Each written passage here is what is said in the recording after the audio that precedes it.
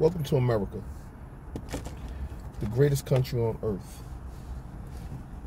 All you got to do is put your mind, your time, and effort into something, and you can become that. You can do that. Despite all the trials and tribulations and everything that you go through in your life. I displayed that to show that I am a certified journalist. So that means that within my journalism work, I'm going to go and get the facts. I'm getting the facts. I'm not putting out nothing fake. Everything I put out is going to be factual. Because I'm able to go right to the courts and get the facts. Why would I need to make fake stuff? So the word went around that 10 Toes Down had fake paperwork. And no one has ever came out with anything to substantiate what they say, their claims, and show like, look at this paper right here. 10 Toes Down created that paper and it's fake. No one is ever or will ever be able to do that. Chlamydia China did it, made fake paperwork on Jim Jones. Harlem, the tree jumper did it, make fake paperwork on Jim Jones. The girlfriend did it. Hassan Campbell did it. All of them created fake paperwork on people. I would never create anything fake against someone, let alone paperwork. So, this is going to be my first docuseries of a family, the Bossetts. You be the judge. They volunteered information that got themselves convicted. And then we're going to see the kangaroo court. I'm going to show you everything. So relax, be patient, get your popcorn. Those of you that don't want to be part of the docuseries and just follow along through the story, turn your TV off. Turn your phone off. Don't get involved. Don't make a comment. Matter of fact, I might just turn all my comments off and just let you watch, and you can't even comment on it. Talk back to Ken. I'm talking to you. So let's get to it.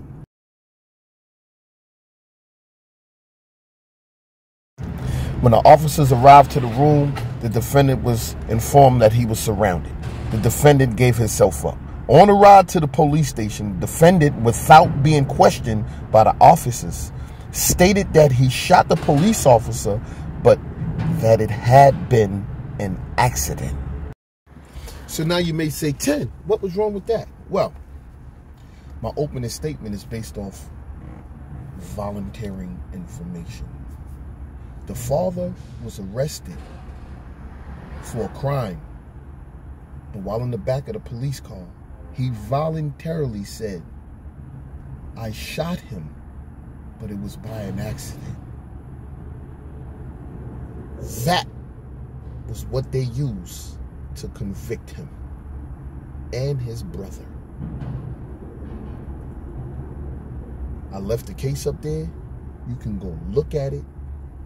People-V-Bossetts. That's what they were convicted on. Volunteered information. So what I'm doing now is just showing you that the apple don't fall far from the tree, because everything that his children did was volunteered information that got them convicted. So now let's take a look at Zippidy. He's being sworn in. The first part I'm going to show you, so you know it's all authentic. The second part is he's going to be asked a question about the shooting that took place in 1996. He's on trial at that time for a robbery. But being that he took the stand, once you take the stand in the court of law, they're able to ask you any questions they want in reference to your criminal history. So they went through his criminal history and said, in 1996, you shot a man in the back of the neck. He says, yes. Was your brother there? He says, yes. They didn't force him to say it. They didn't say, you have to answer that question. He was under oath. He could have said, I plead the fifth, or I don't remember. Let's take a look at it. The DA questions, isn't it true that on July 24th of 1996, you shot someone in the back of the neck? Zip, yes, I did. Question, and why don't you tell us a little bit about that? Zip, basically, we was at a dice game, and I forgot the kid's name. He pulled the gun out. He pulled the gun out on me, and my brother waving it around, you know. He got shot. He got shot, that's it. The DA questions, what kind of gun was you carrying? A 380. Was your brother there, incidentally, when you shot that gun? My brother didn't even know I shot the kid. So there you have it. He said he shot the kid in the back of the neck at a dice game because the kid pulled the gun out on him and was waving it at him and his brother. He put his brother on the scene. Just remember, his father was in the back of the police car and volunteered the information that he shot the cop by mistake. His brother was with him, so that put his brother at the scene. Same thing. So now, we're going to take a look at what his brother had to say in reference to that shooting, and was he there when it went down? The DA questions, let me ask you this, Mr. Bossett.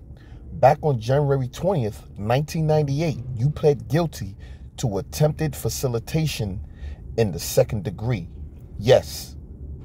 And that was when your brother shot someone in the back of the neck. I don't recall my brother shooting somebody in the back of the neck. You weren't there when that happened? No, I wasn't there. And my brother didn't shoot someone in the back of the neck? No. It wasn't during a dice game and a guy pulled the gun out. The brother, a murder charge carries 25 years. My brother did 3 years for something that he didn't do.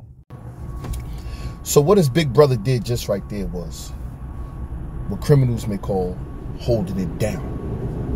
Though he was convicted of that crime before, though it's already known that he was at the scene, was part of the whole shooting and the whole situation, he still said, no, I wasn't there. That's my little brother.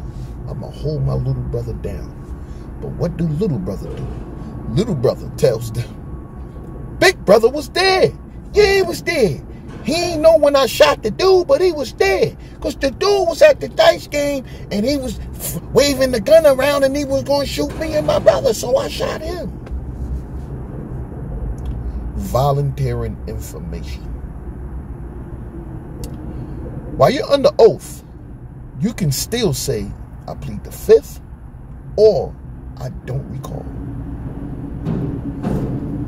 Guys continue to play this thug gangster role like they really held things down. But when you take a look at the deep seriousness of their crimes and their educational level, and when it comes to the law, not one of them studied anything about their criminal behavior or the law before they got into committing crime.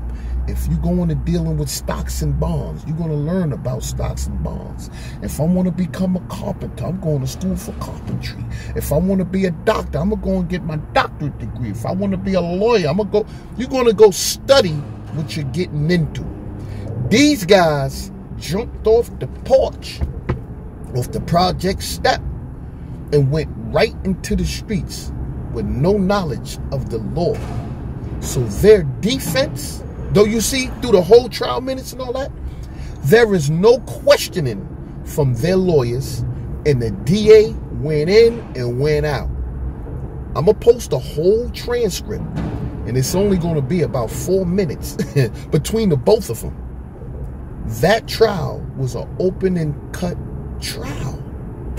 There was no need to prolong it and bring in all of the witnesses came in. Who did it? It was him. That's it. Who did it? He taking it, Watchy the Casio. Who did it? He taking my calls. He taking my Walkman. They all came right in and said they did it because they were caught on the scene. This is one of the most ridiculous kangaroo court trials ever, because these world's dumbest criminals was arrested on the scene with all of the stolen goods in their pockets, with the witnesses right there pointing right at him, and he did it, and they went to trial. So guess what he's going to do now? He's going to go back to trial again on me and say, what? My brother already, we on them. He's going to finagle away to him volunteering information, just like his daddy did. They volunteered information. When you think about what him and I shine, the police came over. What happened? He volunteered information. He scratched me. When he was on Rikers Island, when they robbed him, he said he went down there, told them everything. Volunteered information. And he's going to continue to volunteer information, because he wasn't never cut out for this life. You know what he was cut out for? He was cut out to do voiceover for barber clippers. That's what he was cut out for. He was cut out to be a barber and just sitting there and do the voiceover for clippers. Oh shit. You almost cut me, son. That's what he was cut out for. See, they jokes. They're easy. They're easy. See, look, and I'm not saying he snitched. I'm not saying nothing. I'm saying they volunteered. Oh, this is just the first part of the docuseries. We're going to get into that Casio watch. We're going to get into his brother volunteering information about himself, and the DA chewing him up. Talk back to 10. I'm talking to you. Get my comment section.